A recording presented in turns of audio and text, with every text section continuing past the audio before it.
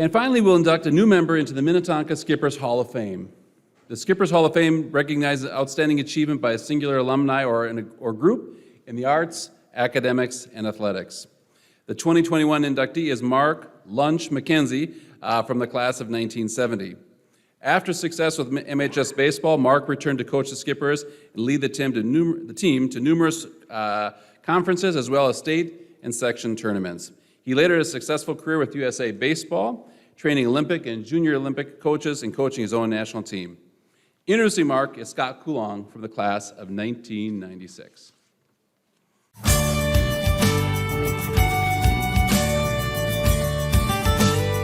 Hello, I'm Scott Coulong, Minnetonka High School class of 1996. It's my honor and pleasure to introduce this year's inductee into the Skippers Hall of Fame, Mr. Mark Lunch McKenzie from the class of 1970. Condensing Lunch's resume to a few bullet points isn't easy, but I'll give it a try. As a student athlete at Minnetonka, he won 2 conference and 2 region championships in baseball. In 5 years as the head baseball coach, he won 4 conference and 4 section championships and had a .790 winning percentage. With USA Baseball as a coach and scout, Lunch has won 14 gold medals in international competition and was the United States Olympic Committee's Developmental Coach of the Year in 1998. At Concordia University, St. Paul, Lunch spent 20 years as head baseball coach and 4 years as athletic director, and he received an honorary Doctor of Letters degree from the university in 2019. I was fortunate to play for Coach McKenzie here at Minnetonka, and as great as he was at teaching the physical skills of the game, it was the mental skills he helped us develop that ultimately made us successful as a team. No matter the score of the game, he stressed that our approach should be the same, that we could control our preparation and anticipation, and this would allow us to execute.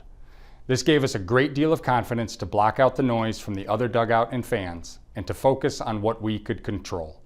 As he liked to say, shut up and play. Lunch created an environment that was conducive to learning, and while I didn't realize it at the time, what he taught me has had a positive impact on me as a person, as a husband, and as a father. Our team enjoyed some success, but Lunch and the staff he put together was more concerned with their players having a positive experience and becoming solid citizens. Lunch has 3 kids, Marcus, Paul, and Kelly, all of whom were outstanding athletes at Minnetonka, and he has 3 granddaughters. I can think of no one more deserving of having a place in the Skippers Hall of Fame. Congratulations, Lunch.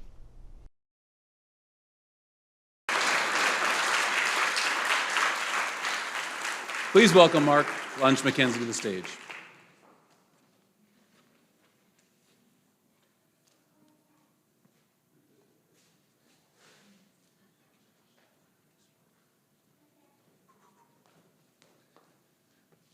Well, as a coach, I do quite a bit of public speaking.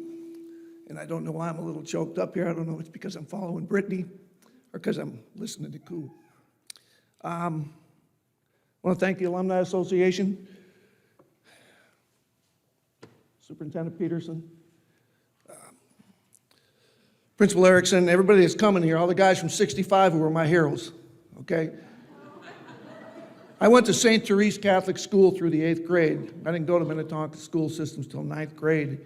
And the 65 state championship was my first experience, understanding that I had older siblings that were here. But I was at your celebration. That's where I learned the school song. And later on, we played a lot of softball against you guys. You beat us up for a few years, but we finally caught up. So great to see you guys.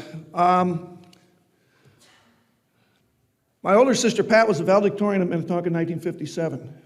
My older sister Diane didn't graduate. My older brother Scott didn't graduate. I was number 492 out of 502. They introduced us on the football field. My mom screamed so loud, it sounded like 10 people. She had a kid that graduated. After the 8th grade at St. Therese, my mom wanted me to go to Benilde badly. And so I took the entrance exam and failed. And I didn't get in. So then I went to summer school at Benilde so I could take the entrance exam again, and I did, and I failed. So I came to Minnetonka. And I went to East. And back then it was 9th grade at East. And we played against West, and we didn't like those guys. You know, we were trying to beat them. We had sports. We had football and baseball back there in the 9th grade. And then all of a sudden, 1968, we get here, and those guys are our classmates and teammates. So I'm in Phi Ed. Mr. Larson, Mike Larson, had a big influence on me. Mr. Larson's class, and we're playing softball. It's mandatory. Well, I was one of the better guys because I was a baseball player. And the kid next to me was from West named Mike Dunn. I didn't know him. He was pretty good because he played baseball. So we got to know each other, and he said, you know, I bat boy for the Minnesota Twins every now and then on the visiting side. I said, wow, how'd you get that job? He said, well, I mow Jim Cott's lawn. He's a player. I said, that's so cool. I love the Twins.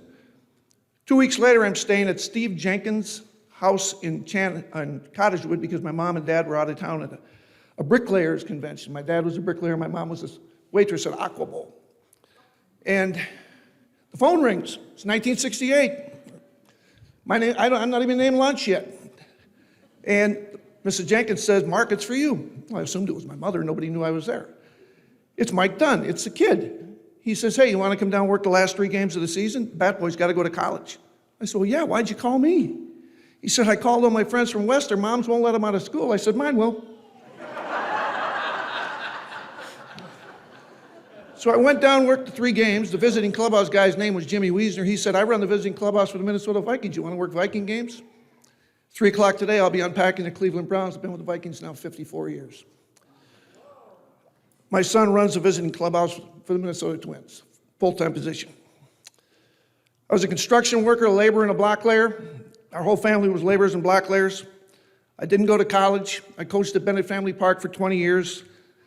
Little League and Babe Ruth. In 1989, Miles Ginther gave me an opportunity to be an assistant coach here, which was odd because I didn't have a teacher certificate or a degree. Miles stepped down after the 90 season. In 1992, Paul Blanchard, who's now the head coach down at Southwest Minnesota State, took the job, gave me another opportunity as an assistant. He then left to become the AD when they had sports at Normandale. He went into John Blomley's office and said, hire McKenzie, and he said, I can't. He says, well, hire McKenzie. So they put together a formula where Joe Comer happened to be a teacher at Chaska. He had a teacher certificate. They brought him in as my co-head coach for, I think it lasted about 3 weeks. Stevie Comer, his brother, who had just come back from being the major league pitching coach of the Cleveland Indians after having a successful major league pitching career and being the winningest pitcher in the history of the University of Minnesota, which still holds, was my staff along with Bud Leak, who was our varsity baseball coach. Wayne Terwilliger, who coached in 2 World Series with the Twins, was our other assistant coach.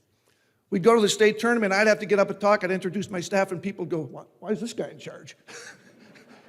Every guy below him, you know what I said? Just because I am, okay? With that said, Steve's in the Hall of Fame. Joe's not in the Hall of Fame. And Joe may be the best baseball player 5 tools ever play here. I'll just end it at that. That's all I'm going to tell you. He played in the World Series with Dave Winfield and Stevie at Minnesota. He could do everything. He could hit, run, throw, hit for power. Tremendous baseball player, tremendous baseball mind. Steve Comer's taught me as much about baseball as anybody, aside from probably Tom Kelly, who's been a huge mentor of mine. My daughter's named after Tom Kelly. Bud Leak was my homeroom teacher, and he passed out the report cards. I was 492 or whatever, okay? So I'm a sophomore here.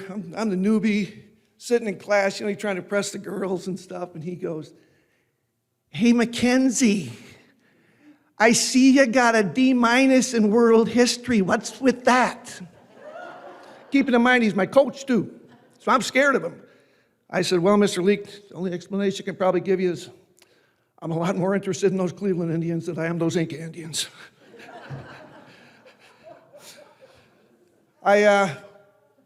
We had great success here. 35 of our kids went on to play college baseball. We won a championship every single year. From 1957 to 1991, Minnetonka had won 3 conference championships, had been to the state tournament 2 times. With the help of these 2 dudes over here, we went 5 years in a row. 5 years in a row. It was unbelievable. It changed my life. I stepped down in 1997 for a couple reasons. Even with all that success, I was tired of the parents. My twin boys were coming, and my twin boys had a chance to play early because they're good players. And I knew if I stayed here and they played early, it'd be because of the old man. And what was interesting, even when I stepped down and they played early, it was because of the old man. Okay? My 3 children were far superior athletes to me in high school. I caught up to a couple of them, okay? I gained my strength and my size. I was this tall, 127 pounds. I turned sideways, stick my tongue out, I looked like a zipper, for gosh sakes. I mean, okay? It was unbelievable. Then all of a sudden I put on about 60 pounds and then things kind of changed. I continued to work for the Twins, continued to work for the Vikings while doing the construction. 1997, we had a little shop in Excelsior Sports Desk. USA Baseball calls out of nowhere and says, we're starting a 16U program. Would you consider being the hitting coach? We're going to Taiwan. I said, well, yeah, why'd you call me? Well, we know you resigned. You're not really doing anything. We want to get some people from the north. Everybody's from California, Texas, Florida that's coaching these teams. So I went with them, and we finished 5th in the World Championships.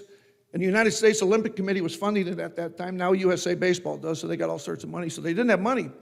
And they said, we don't think the 16U program is a viable way to produce Olympians and professional players. We're going to stay with the 18U team and the Olympic team.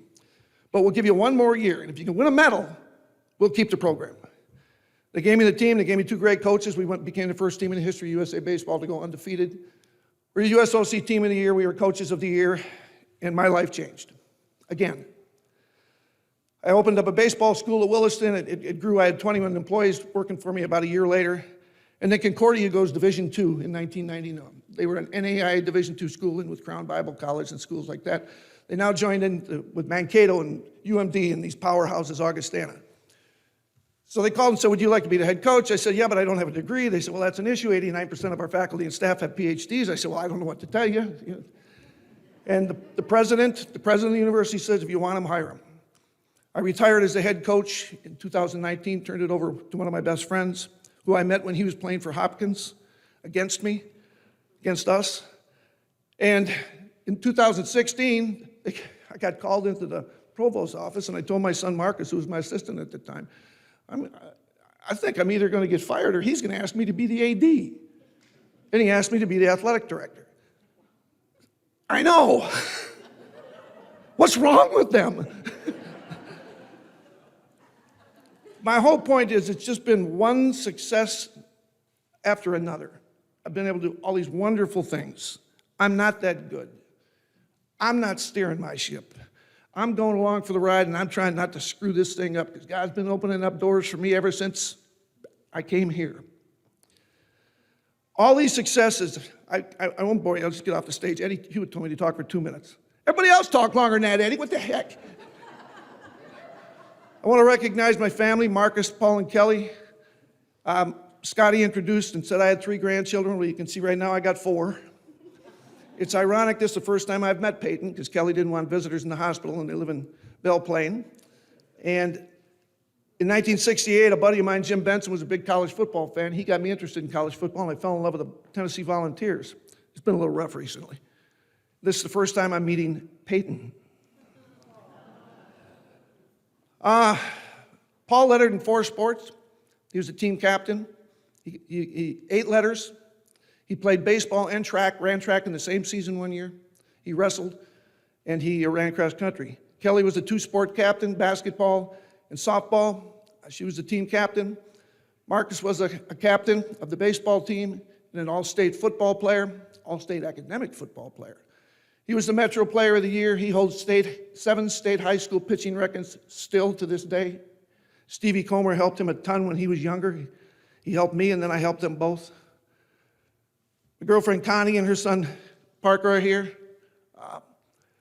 I'll get off the stage here. All these good things leave me very humbled. Listening to you people that did this the proper way, go to school. By the way, they all got master's degrees.